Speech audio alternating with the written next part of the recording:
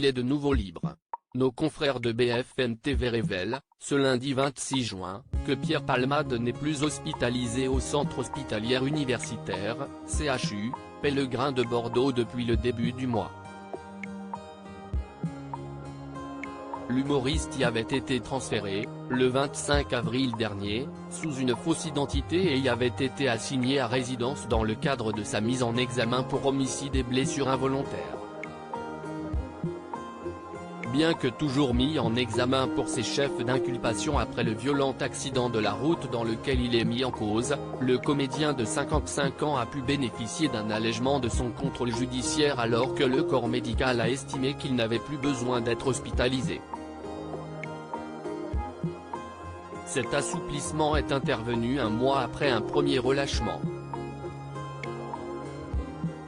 Pierre Palmade était en effet autorisé, depuis le 6 mai, à sortir, tous les week-ends, du centre hospitalier. Le quinquagénaire avait alors été aperçu en train de quitter le CHU Pellegrin de Bordeaux, où il était assigné à résidence, à bord d'une voiture noire qui l'attendait. À destination, la descente de Pierre Palmade du côté passager du véhicule avait été filmée par TFI et LCI. Monsieur Palmade, vous allez bien? Comment vous sentez-vous? Avait alors tenté de l'interroger l'un de nos confrères.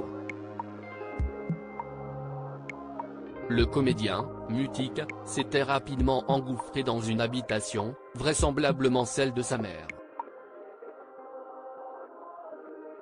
Pierre Palmade, Muriel Robin, Michel Larocque, Véronique Sanson. Les femmes de sa vie. Pierre Palmade sous contrôle judiciaire, quelles sont ses obligations et ses interdictions? S'il peut désormais se déplacer librement, Pierre Palmade a en revanche toujours l'obligation de soigner son addiction aux stupéfiants ainsi que l'interdiction de prendre le volant. Il ne peut pas non plus quitter le territoire français, et plus précisément la région de la Nouvelle-Aquitaine, ou se rendre en Seine-et-Marne, département où a eu lieu l'accident. La collision a fait 3 blessés graves, un homme âgé d'une trentaine d'années, son fils de 6 ans et sa belle-sœur. Âgée de 27 ans, la jeune femme avait perdu le bébé qu'elle portait à la suite de la collision. Leur avocat a fait savoir à BFM TV que le trentenaire, qui était le conducteur du véhicule percuté par celui de l'humoriste, est toujours hospitalisé. Article écrit en collaboration avec 6 médias.